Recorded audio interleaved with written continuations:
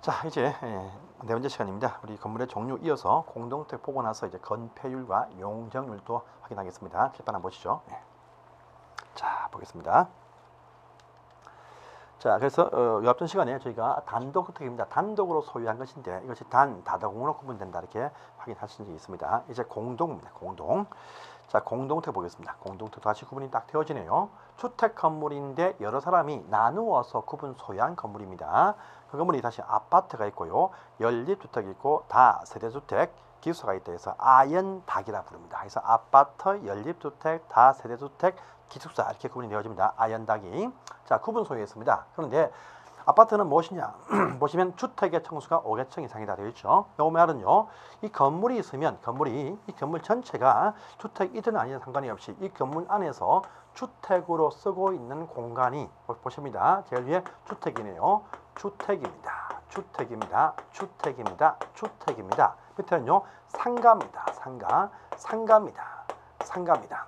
바로 복합이네요. 복합 어떤 주택, 아파트를 말합니다. 그런데 자, 복합주택인데 이 복합주택 건물 우리 보니까 1, 2, 3, 4, 5, 6, 7, 8층 8층입니다. 8층짜리인데 이 8층 가운데에서 주택이 자 4, 5, 6, 7, 8층에서 5개 층이 주택이다 이렇게 확인이 딱 되어집니다. 그래서 전체 건물 가운데서 건물 내부에서 주택이 5개 층 이상이 나올 때 전부 다 부를 때 아파트라고 부릅니다. 그래서 요거는 주상 복합 아파트 주택 이렇게 보시면 되겠습니다. 같이 건물 내부에서 면적은 안 묻고 주택으로 쓰고 있는 이 공간이 하나, 둘, 셋, 넷, 5개 이상 나옵니다. 아파트가 됩니다. 그래서 주택이 5개층이면 다 아파트라고 불린다. 이렇게 말합니다. 간단합니다. 이건요. 그런데 밑에 보십시오. 연립과 다세대주택은 일단은 말입니다. 5개층이면 다 아파트입니다. 아파트니까 요 두 개는 반드시 5개층이면 안 됩니다. 그래서 건물 전체이든 내부든 간에 주택이 4개층 이하까지만 쓴다는 공통점이 있습니다. 차이점은요, 이렇습니다. 자, 주택이 만약에 이렇게 4개층까지 주택으로 쓰고 있는 건물일 수가 있습니다. 다 한, 둘, 셋, 4개층입니다. 그런데 차이점은요, 4개층까지만 반드시 쓰게 되어져 있습니다. 4개층, 3개층, 2개층입니다. 그런데 요 가운데에서 요 주택으로 쓰는 건물 부분의 면적 합계입니다. 합계 요것이 660제곱미터 200평입니다. 200평을 초과하는 큰 평수의 어떤 연립 빌라 형태는 연립주택이 됩니다. 연립 660 이하 규모 작은 평수의 빌라 형태는 다 세대가 된다. 이렇게 말합니다. 5개층 이상이면 무조건 아파트니까 아파트입니다. 아파트니까 5개층이면 안 된다. 딱 4개층 이하인데 단 차이점이 주택으로서는 요 공간들 다 합한 면적이 660제곱미터 200평을 초과하면 연립주택, 이하이면 다 세대주택 이렇게 부른다라고 합니다. 차이점이 있습니다. 한번 볼까요? 자, 보시면 자, 아파트입니다. 아파트 보시면 일단 건물이 이와 같이 아주 높은 층수의 주택이다. 아파트 누구나 다 아십니다. 이것이 5개층 이상이면 아파트입니다. 5개층 이상 이렇게 나올 수도 있고 또 복합용 주택으로서 보니까 상가 부분도 포함이 되어져 있는 이렇게 복합 아파트도 많이 나오고 있죠. 다 아파트가 됩니다. 자, 보시고요. 다음에 연립입니다. 연립은 보시면 5개층이면 안 되겠죠. 주택이 4개층까지면서 요 주택이 4개층까지가 바닥이 660 초과한다. 큰 평수의 빌라입니다. 한번 보세요. 보시면 자, 딱 보니까 4개층 하나, 둘, 셋, 4개층인데 좀 평수가 좀 커 보이죠? 양쪽에 배치가 딱 되어 있죠. 101호 102, 201, 202 배치가 되어 있는데 좀 평수가 커 보입니다. 이와 같이 자 4개층까지면서 요 전체 합해보면 200평을 넘어가겠다. 딱 판단되어지죠? 그러면 이것은 연립주택 규모 큰 어떤 좀 평수 큰 어떤 그런 빌라 형태다 보시면 되겠습니다. 그 다음에 이제 자, 우리 다 세대입니다. 이것은요, 주택의 층수가 4개층까지입니다. 이면서 요 4개층까지의 주택 면적 합계가 660 이하인 것을 말한다. 이쪽은 초과죠. 차이점이 딱 납니다. 이하입니다. 이하인데, 자, 보겠습니다. 자, 보시면, 자, 이렇게 나오겠죠. 자, 보시니까 주택이, 일단 필로티는 층수에서 빠지거든요. 빠지니까 1, 2, 3, 4층의 주택인데, 평수가 양쪽에 분리가 되어 있지만 좀 작아 보입니다. 이러면 이것이 바로 다 세대주택 이렇게 확인되어집니다. 확인되어져요. 이 평수가 큰 형태로 나올 때는요. 큰 형태로 나올 때는 보니까 빌라겠죠. 큰 형태는 보시면 연립인데 이와 같이 좀 작은 형태의 모양새를 갖추고 있으면 이것이 다세대다. 차이점은요, 둘 다 4계층 이하이지만 660제곱미터 전체가 초과해 보인다. 12주택 이하이다. 다세대 차이점이 딱 납니다. 보시고요. 그 다음에 기숙사. 이것은 학교나 공장에서 어떤 공동취사 형태의 바로 학생 등이 거주하는 공간이죠. 이건 큰 의미가 없습니다. 그래서 공동은 아, 연, 다, 기로 구분이 된다. 이렇게 말합니다. 자, 보시고요. 그래서 주택은 이제 1번 용도 단독 주택과 2번 공동이 있는데 단독 소유했다, 구분 소유했다 라는 차이점이 있고 사실 종류가 단, 다다공이 있고 공동, 아연, 다기가 있다 이렇게 말합니다. 자, 보시고요. 이렇게 해서 용도 지역이 딱 정해지면 용도 지역들별로 해서 주택을 포함해서 많은 종류의 건물들이 있습니다. 28가지의 건물 종류 가운데에서 이용 가능한 건물을 전부 다 열거를 하고 있다 특징을 가지고 있습니다. 이런 제한이 첫 번째 발생합니다. 자, 두 번째입니다. 보시면요. 효과로서 이제 이 제한 말고도 이제 건폐율과 용적률 제한이 발생을 한다라고 합니다. 이것을 이제 살펴보겠습니다. 건폐율과 용적률 봅니다.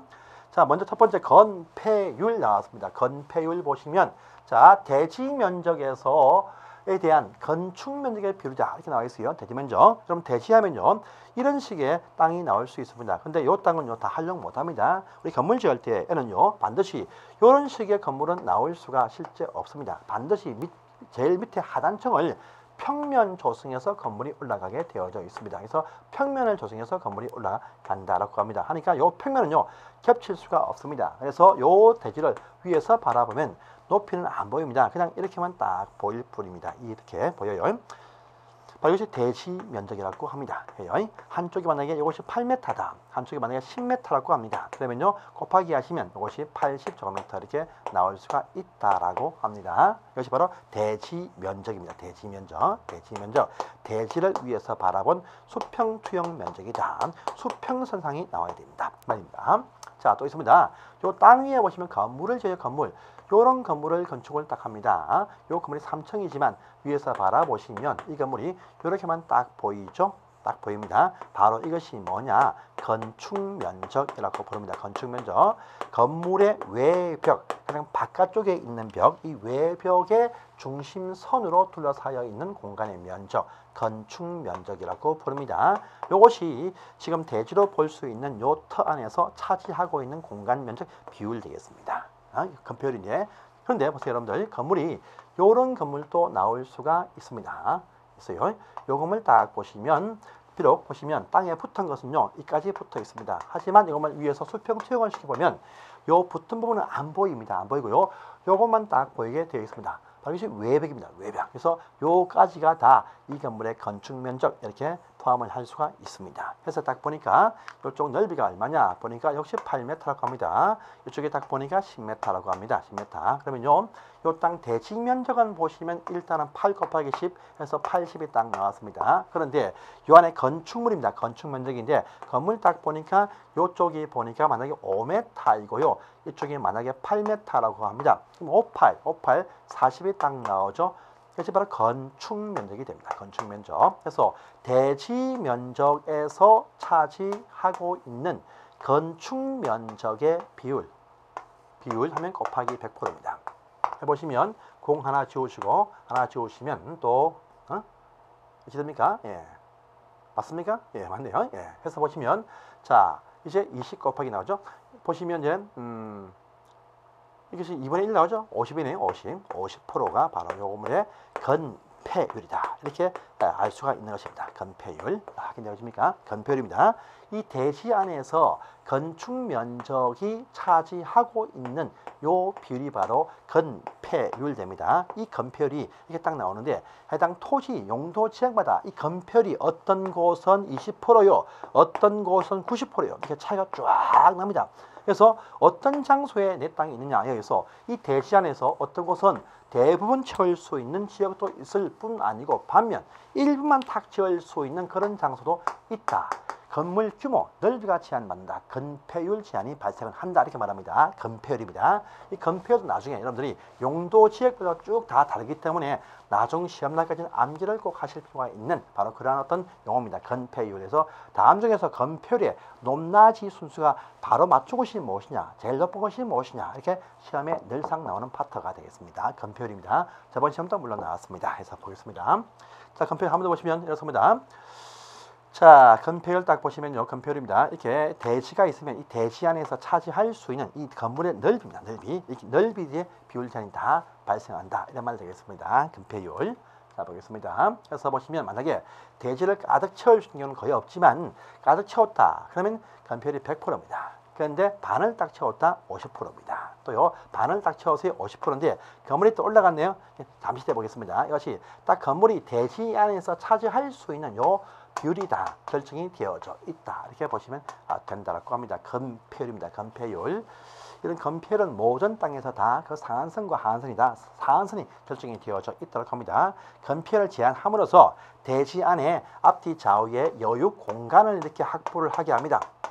하면 각종 어떤 과밀화 막고 일조권 확보와 차강 통풍에서 상당히 좋은 기능을 할 수가 있겠죠. 그래서 건축물들이 아주 효과적으로 잘 배치가 되어서 이 대지 안에도 여유 공간을 확보를 하겠다. 이런 목적이 포함이 되어 있습니다. 건폐율입니다. 건폐율. 자, 반면 또 용적률 또 나왔죠. 용적률은 여기입니다. 용적률은요.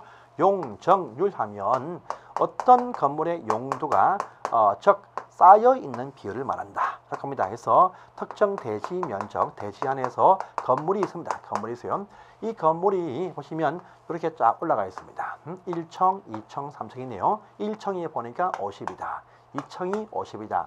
3층이 50입니다. 이것은 전부 다 바닥 면적이라고 부릅니다. 그래서 3층 바닥 면적 50, 2층 바닥 면적 50, 1층 바닥 50 이렇게 빠집니다. 이걸 전체 다 합한 것이 뭐냐? 바로 연면적이라고 합니다. 연면적 얼마죠? 자, 보니까 이것이 연면적이 만약에 합쳐보면 150이 딱 나왔습니다. 바로 대지에서 차지하고 있는 연면적의 비율이 바로 이것이 바로 용적률이다. 이렇게 말합니다. 용적률. 만약에 요 대지가 만약에요. 요 대지 넓이가 만약에 100이라고 가정합니다. 100이다. 그럼 100분의 150 곱하기 100%하면 지우고 지우니까 150%짜리의 용적률이 나온다. 이렇게 말합니다. 그래서 해당 토지 지역들마다 해서 작게는 80%부터요. 많게는 1500%까지의 용적률 차이가 다 납니다. 이렇게 딱 상한선이 다 결정이 딱 되어져 있고 이 상한선 범위 안에서 건축 계획을 세워야 된다. 이렇게 말합니다. 그래서 이런 용적률이 모든 토지에 다 발생한다. 강력한 토지 용지안입니다. 그래서 용적률 확인하십니다. 대지에서 차지하고 있는 건물의 연면적 총규모의 비율이다. 이렇게 말합니다. 또 간단히 보시면 이제 이렇습니다. 보시면 자, 용적률은 대지에서 차지하고 있는 연면적 비율이다. 이렇게 말합니다. 해요.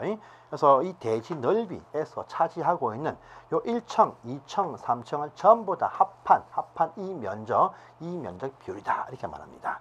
그래서 요걸 딱 보니까 대지가 300이네요. 300입니다. 300인데 각 층이 150이 있다랍니다. 3개층이 딱 나왔습니다. 하면 450이 딱 나오네요. 450 곱하기 100% 딱 하니까 이것이 150% 이렇게 딱 나오는 것입니다. 이렇게 규모 제한이 다 모든 토지에 다 정해져 있다. 용적률 제한이라고 부릅니다. 자, 그 다음에 또 보시면요. 이렇게 볼까요? 보시면 건물이 있습니다. 딱 반쪽을 차지합니다. 건폐율은 딱 반인데 딱 그 반이 두 개 올라갔죠. 그러면 이 대지가 100이다. 반은 50인데 두 개 올라갔으니까 이것은 100분의 100에서 100%가 나오겠네요. 이건 4개 층이 올라갔네요. 이건 100분의 200이 올라갔습니다. 200%입니다. 이와 같이 해당 이 건물 요 전체 대지에서 차지하고 있는 각 층 바닥을 전부 다 합한 요 연면적 비율 바로 용적률 합니다. 규모 제한하기 위해서 이런 제한이 다 있는 것입니다. 그래서 우리가 중심상업적입니다. 중심상업적 가보시면 그 비율이 1500%가 됩니다. 저 시골 농촌입니다. 농촌 가시면 건물이 낮다 작다. 왜? 80%가 상한선이기 때문에 그러합니다. 엄청 차이가 많이 나죠. 그러니까 땅값이 비싸고 싸고 한 이유가 바로 규모, 이용할 수 있는 건물 종류와 사이즈가 엄청 차이가 난다. 이렇게 보시면 되겠습니다. 자, 그런데 밑에입니다. 이건 다음에 확인하실 사항인데 용적률입니다. 용적률은요. 쌓을 적자, 쌓을 적자. 그래서 여러분들 지상에 쌓는 것이 용적이지 땅 속에 판 것은요. 용적이 아닙니다. 그래서 보시면 지하층의 부분의 면적은 연면적에는 포함이 되어도 용적률 할 때 저게는 포함이 안 되니까 빼버린다. 이렇게 이야기를 하고 있습니다. 용적률이었습니다. 자, 보시고요. 자, 다시 보십니다. 여러분도 이제 이런 표현도 나옵니다. 지금 보신 것은요, 이제 저희가 해당 토지 용도 지역별로 해서 나오는 건축 제한과 그다음에 건폐율과 용적률의 상한선을 간단하게 확인했습니다.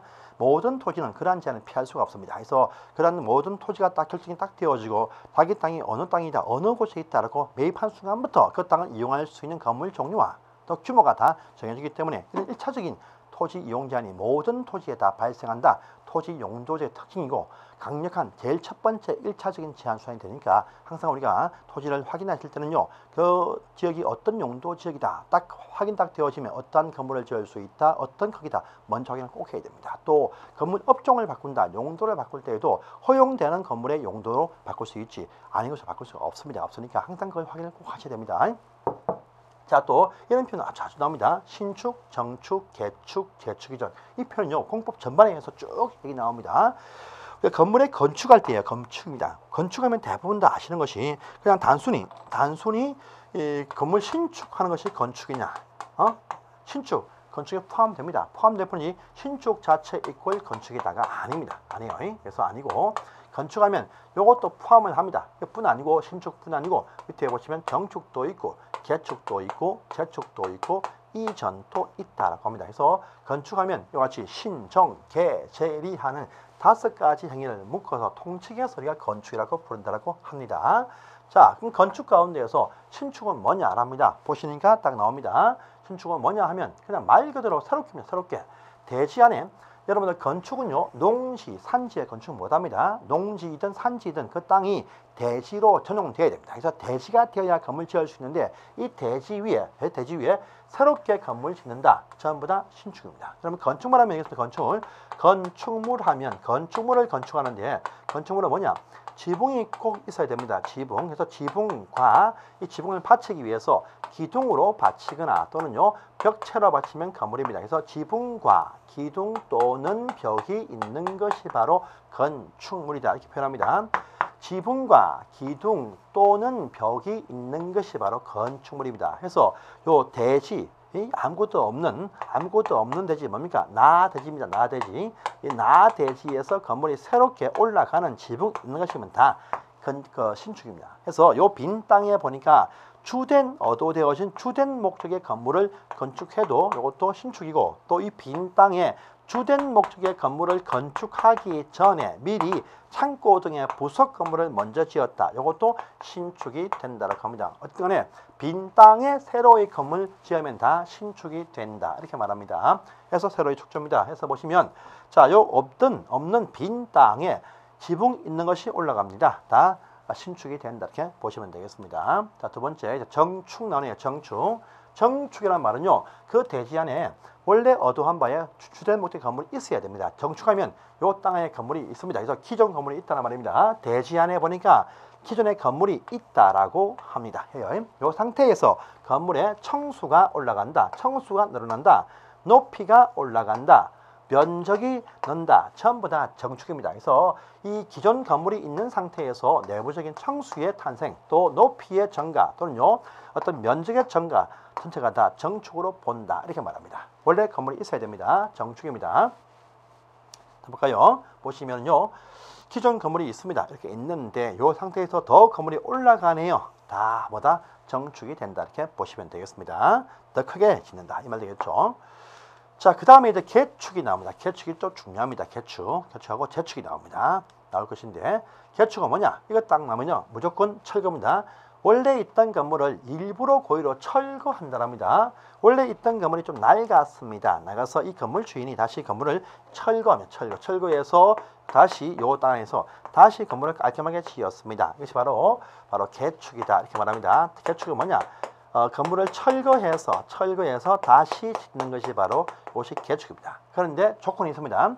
종전에 있던 요 건물의 사이즈가 얼마였냐 보니까 이것이 100평짜리 건물이었습니다. 그러면 다시 지어도 이것이 최대 100평을 넘지 않게 지어야 이것이 개축이지. 다시 짓는 바에 좀 더 크게 120평짜리 지었습니다. 이것은 개축이 아닙니다. 같은 규모 사이즈를 유지하면서 다시 지어야 이것이 개축이지. 이왕 할 바에 더 크게 지었다 할 때는요, 이것은요 신축이 된다랍니다. 철거해서 크게 지었다, 정축이 아니고 신축이 된다 이렇게 말합니다. 그래서 다시 지어도 같은 규모 사이즈를 유지하든가 작아져야 되지, 크게 지으면 신축이 된다 이렇게 말합니다. 해서 보시면 보세요.